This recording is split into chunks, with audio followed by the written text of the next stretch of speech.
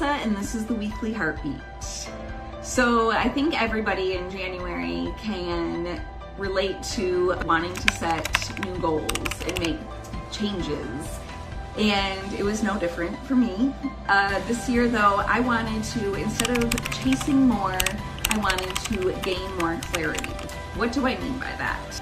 I really wanted to see the whole picture instead of just reacting week to week. And that really has taken a little bit of a mindset shift, but it also has taken putting some systems in place to be able to start doing so. Last year, I didn't really know what to expect. I was moving to a new state. We didn't even start until really April. And I had also just picked up my whole life and moved halfway across the country. So there was just a lot of unknowns for me, and I didn't really set goals because I was looking to see what was going to happen. So I created some Google Sheet workbooks, a couple different ones. One is mainly it broke down my revenue goals. I figured out what I thought was possible for the year, and then I broke it down week by week and just made it's a much simpler workbook that just lets me know what I'm aiming to do on a daily basis, on a weekly basis, on a monthly basis, if I want to hit that goal, which to me is super important, because if you don't know how to get there, if you have no roadmap, it's easy to get lost.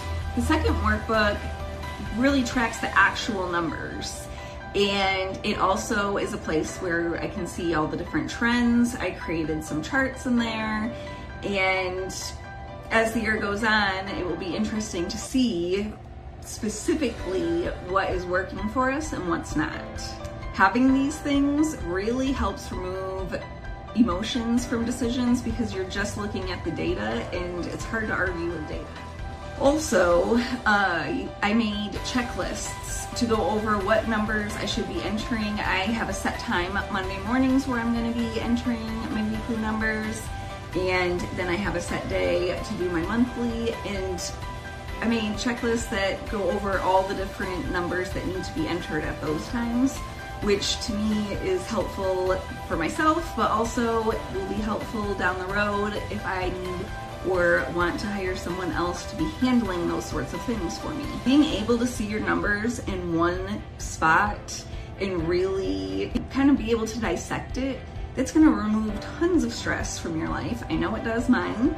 It's also going to help you make better day-to-day decisions. It's also going to create confidence when you review the numbers.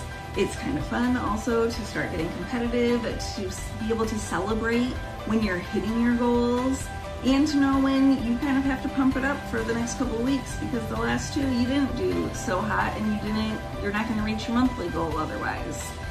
I also think that it really helps you to be able to lead instead of reacting, which is hard to do in the moment, but if you have these systems in place, it can make it much easier. So I'm curious if you know your numbers and how you keep track of them, how you're reviewing them, and if you're not doing it, if you think that maybe you would feel a little bit lighter and a little more confident if you did have these systems in place. You really have to have systems like that in place to support your goals. And I know that going into the new year, I feel really good about where we're starting because of these systems. So if you are in gutter growth, there's a document that covers all the KPIs that you should be tracking, which is super helpful if you aren't already tracking these things, to have a basis for what you need to do to create your own. So I hope everybody has had a wonderful holiday, and that you also are feeling fabulous about entering this new year and excited to see how everybody grows and succeeds. I hope you all have a fabulous day.